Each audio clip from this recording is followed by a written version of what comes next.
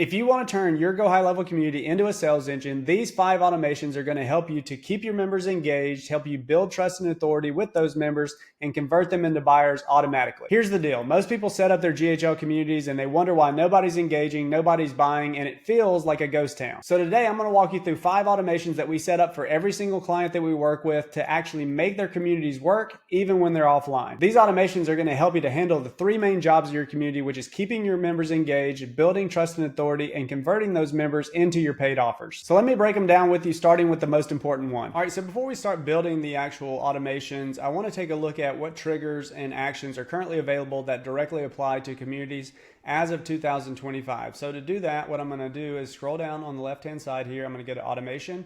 I'm going to click on create workflow and start from scratch. And that's going to take us to a new workflow. And then I'm not building anything yet. I'm just going to click on add new trigger.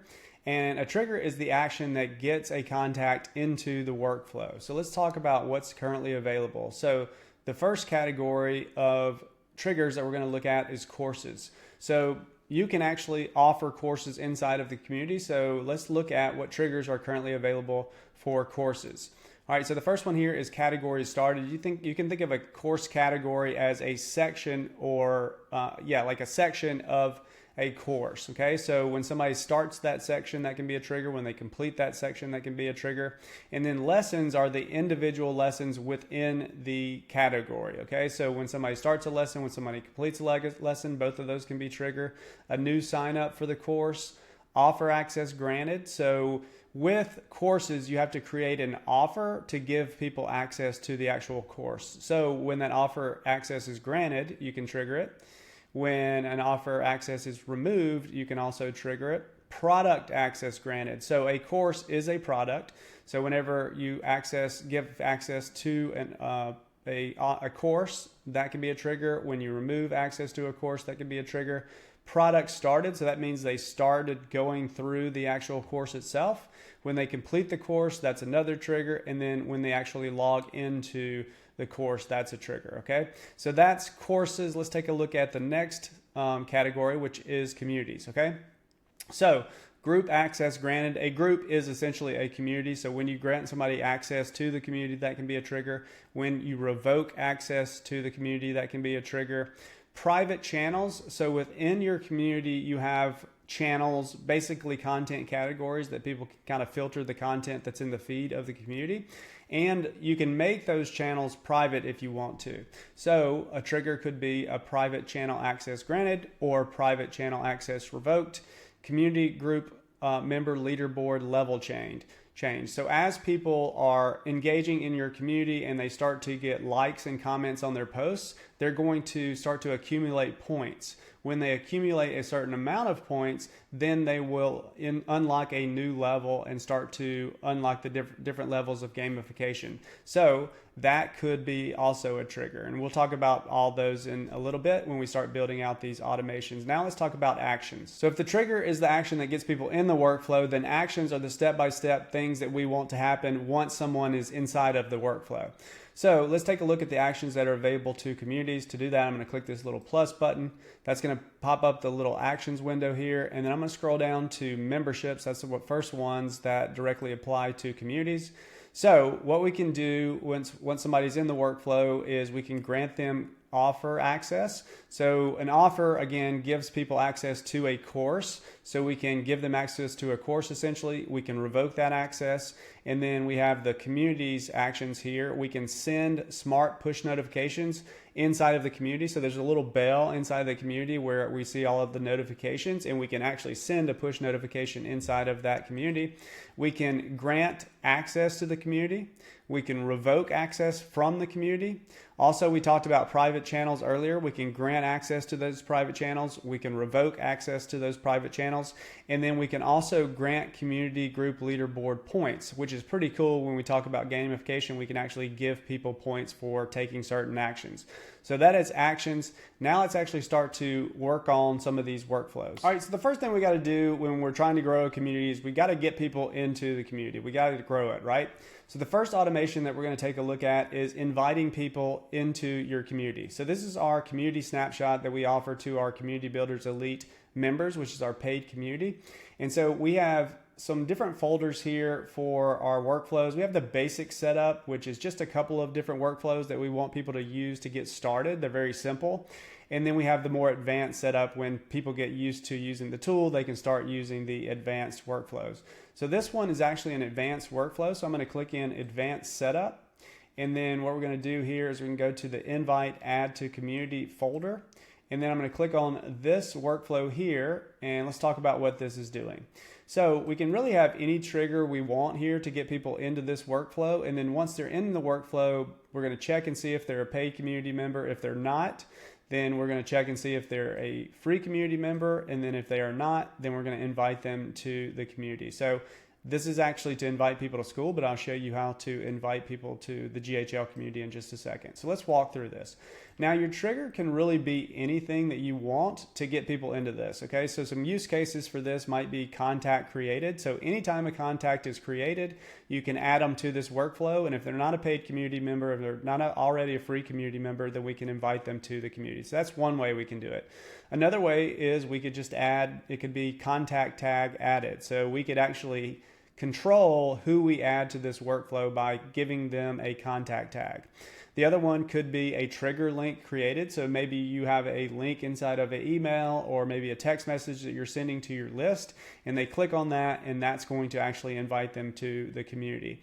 And then the final one, a good use case would be maybe you're running Facebook lead form ads. Let me actually click on this trigger and do Facebook. And Facebook lead form submitted, and then pages, and then you choose your Facebook page, you choose the form that would trigger the workflow.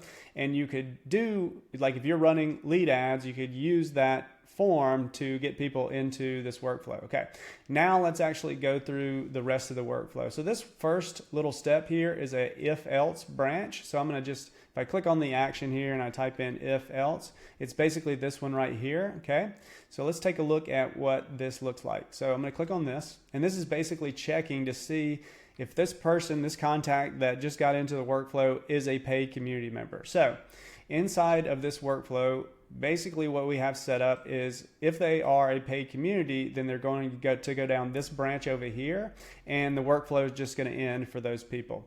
So the filter that we're looking at here is the tags. So if I went in here and I said tags, or actually you got to start with contact details, and then I'm going to type in tags up here, and then the tag is going to be includes paid community member. Okay, so if that person is a paid community member, then they're going to go down this branch.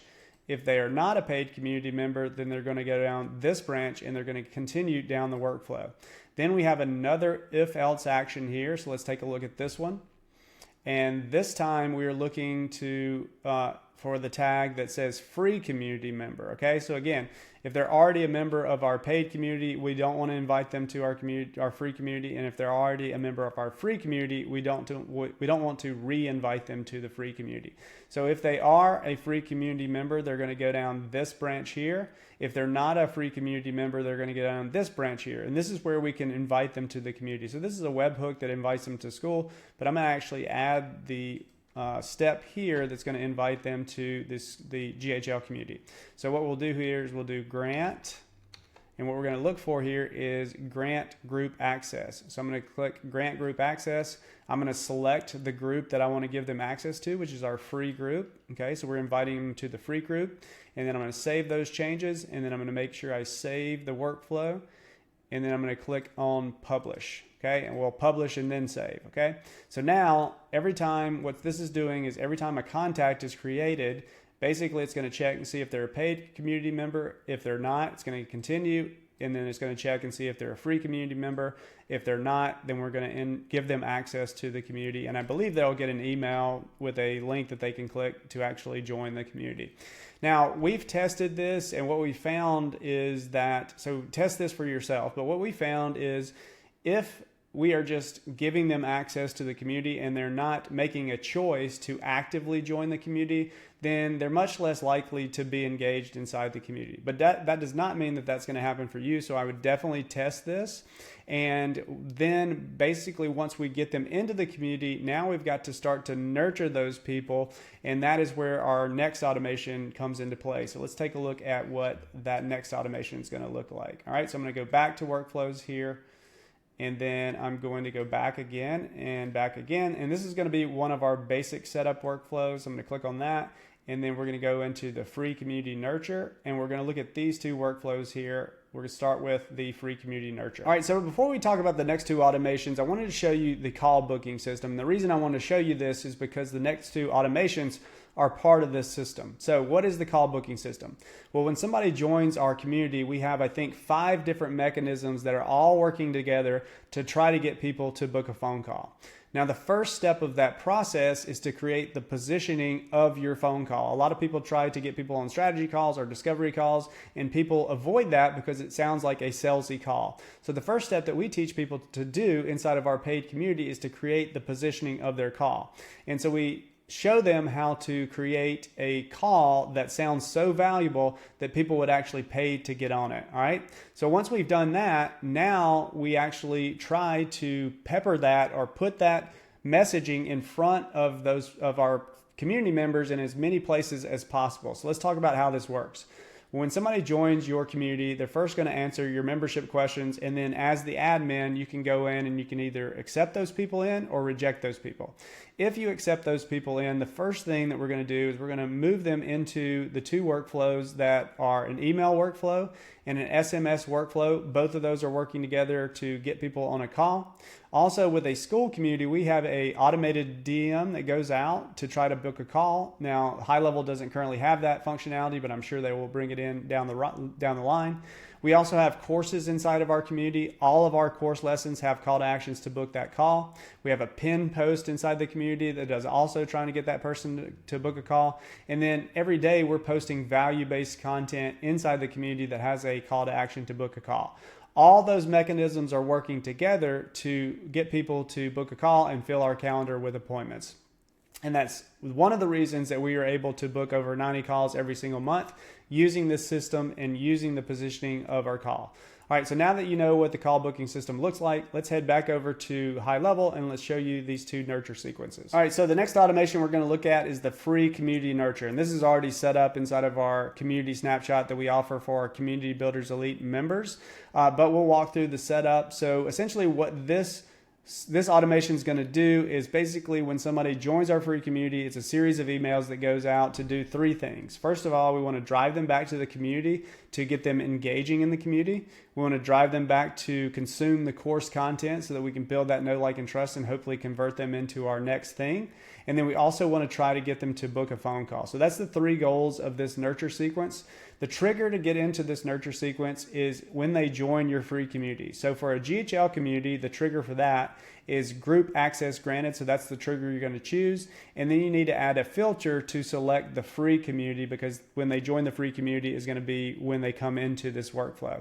So you're going to add a filter that group is, and then you're going to select your group, your free group here. All right.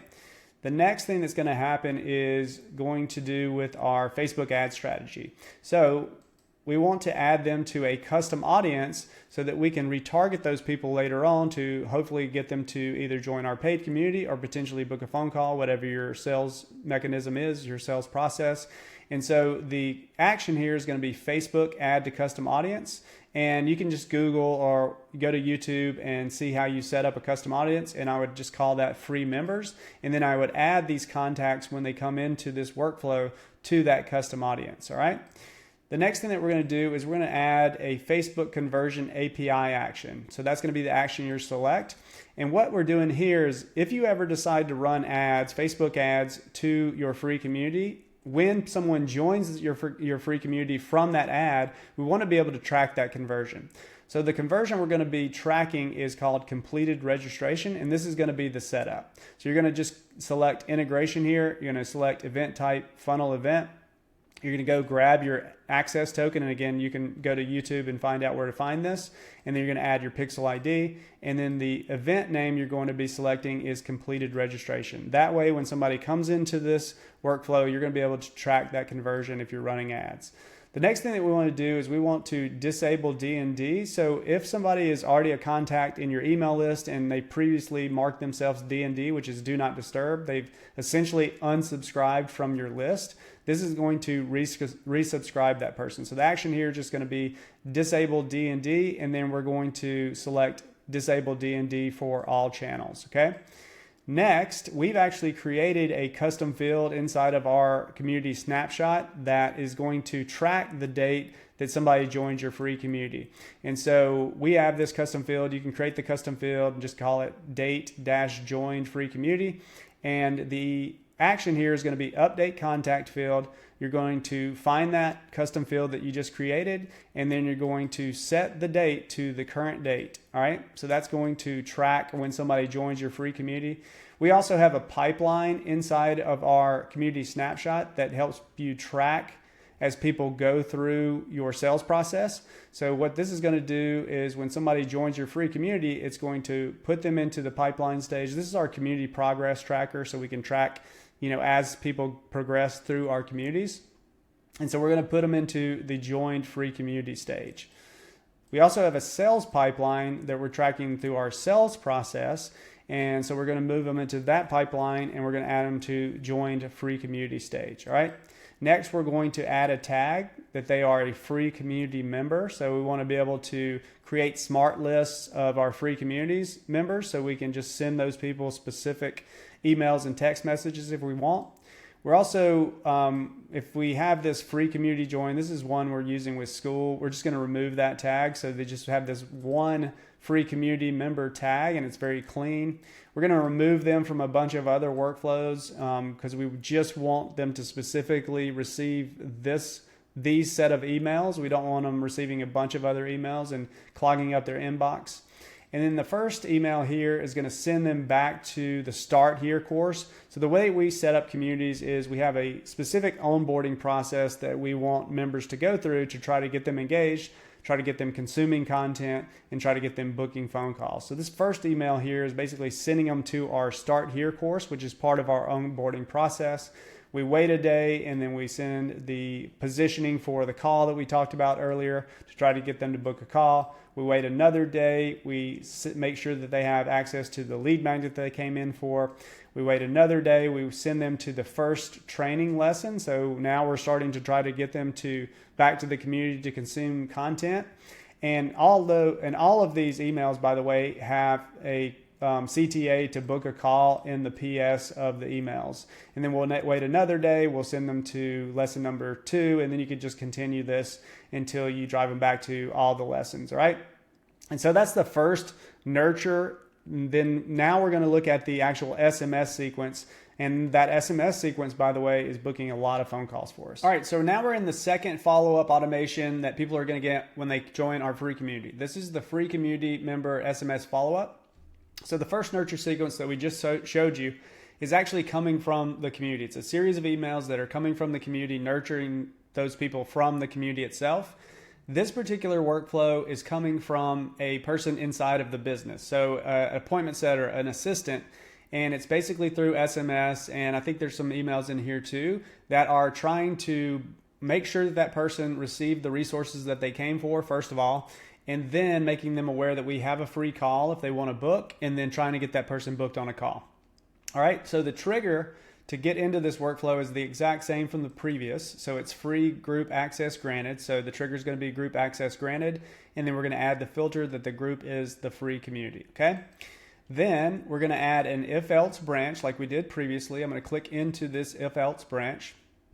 And again, this first branch here is going to look at the tags, and we're going to look and see if the tag includes booked call discovery. So when somebody books a call with us, we add a tag to that record, that contact record, and then we remove it if they cancel or no-show, or once the call is actually complete. So they will only have this tag if they're currently going through reminders and the call hasn't happened yet, okay? So we're gonna look and see if they have that tag, or if they have book to call strategy tag. So this is like a 2-call close type situation. So the first one's like a discovery, and then the second one's a strategy call where we try to actually close people. All right, so if they have either one of those tags, then they're going to go on this branch and the workflow just ends. If they don't have one of these tags, then they're going to move on to the next if else branch, which again checks and sees if they are a paid member, if they have the paid member tag, paid community member tag. If they do, then they'll go on to this branch and they'll be removed from the workflow. If they don't, they're going to keep going down here. And then this next one is looking to see if we have their phone number, okay? So let me look at this one here. And so again, this is the if else branch, if else action, and then we're going to look and see if the contact detail phone is not empty. So if we have a phone number in their phone contact field, then they're going to continue. If we don't have a phone number there, then it's just going to end. And we need the phone number so we can actually send text, and that's why we're looking for the phone number here. All right, so we have their phone number, and then we're going to assign it to that user that is going to be doing the text messaging and the emailing, so it's coming from that person.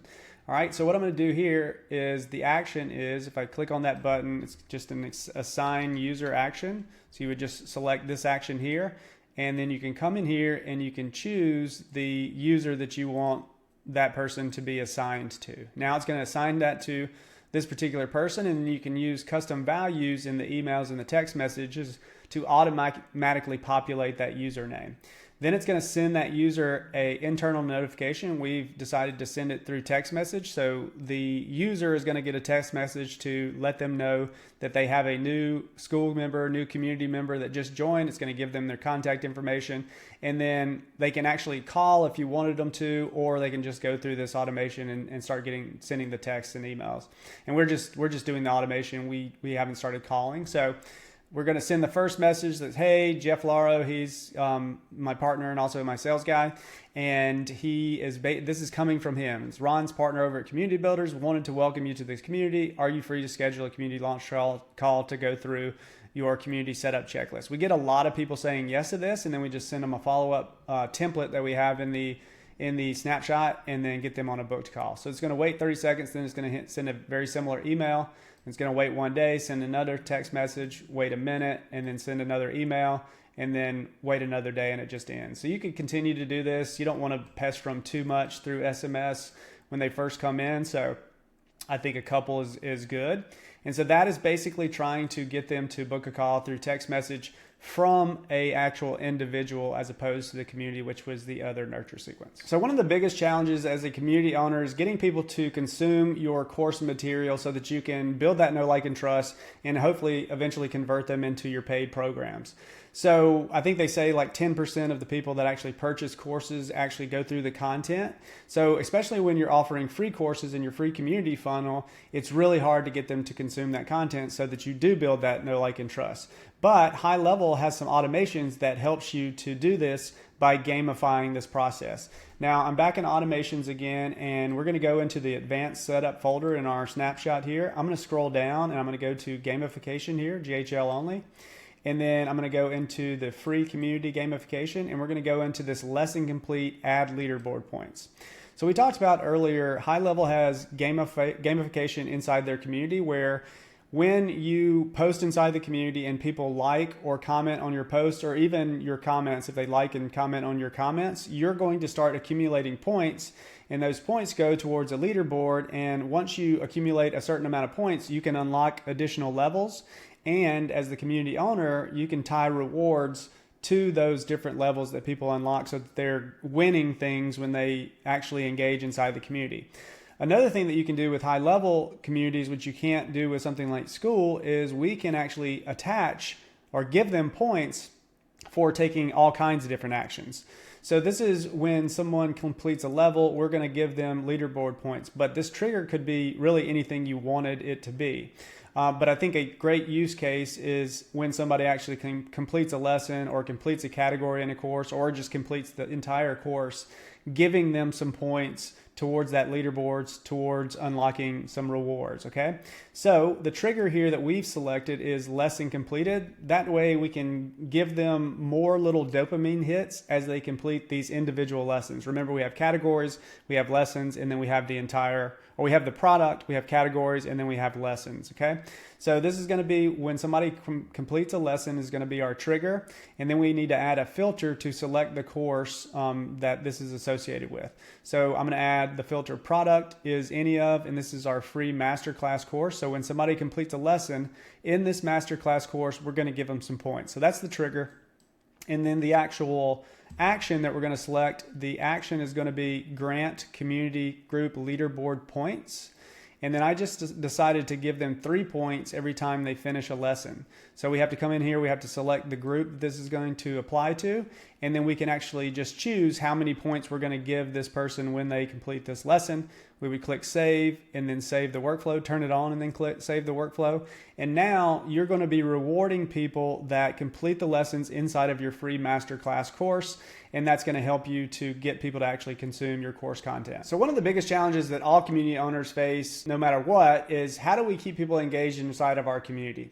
And so a long time ago, somebody figured out gamification. And if you actually reward people for taking the actions that you want them to take, then they're more likely to continue to take those actions so they can get the next reward and get that dopamine hit that happens when you're rewarded for something. And so that's where gamification really comes from. And inside of GHL, they have a built-in gamification feature. And so there are 9 levels that your community members can unlock by accumulating points inside the community. So how do you accumulate points? Well, we just showed you a workflow where we can actually give them points for anything we want to actually give them points for, but a good use case is actually giving them points when they complete a lesson or a category or a course, and that will encourage them to continue to actually go through the course. Now, just in general, inside the community, members receive points or accumulate points by engaging inside the community. So if they're making posts in the community and those posts gets comments and likes, or if they're commenting on other people's posts and those comments get comments or likes, then they're going to start accumulating those points. And so it encourages people to post inside the community, it encourages people to comment on other people's posts inside the community so that they can get points and unlock these levels. So there are 9 levels that your members can unlock, and as you go higher and higher up those levels, you should have more and more valuable rewards that you give your members when they unlock those levels. All right, so basically what this workflow is going to do is every time somebody unlocks a level, we're going to send them some communication to help them to celebrate, to give them that dopamine hit so that they're more likely to continue to take the actions that got them those points and help them unlock those different levels. All right, so let's take a look at the trigger here. And these are all the same trigger for all 9 levels. So the trigger here is community group member leaderboard level changed. And so we would just give it a name based on the level that triggered this workflow.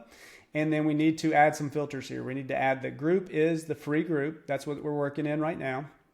The level is the level that you want to trigger the workflow. So this is level 4.